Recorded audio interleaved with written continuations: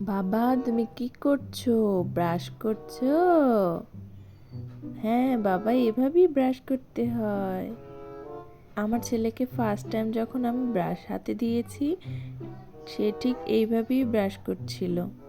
শুধু একবার বলে দিয়েছিলাম যে বাবা, এইভাবেই ব্রাশ করতে হয়।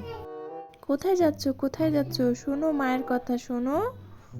শুনে যাও, আসো। এক জায়গায় বসে ব্রাশ করো বাবা, হাঁটি হাঁটি করছো কেন?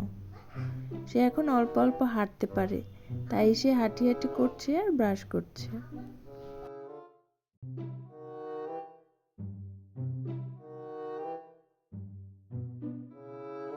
আসো এবার, মুখ ধোয়াই দিতে হবে। ব্রাশ করবে সেটা ঠিক আছে, কিন্তু মুখ ধোয়ার কথা বললেই সে দৌড় দিচ্ছে। আসো বাবা, আসো, মুখটা ধুতে হবে তো, আসো জলদি।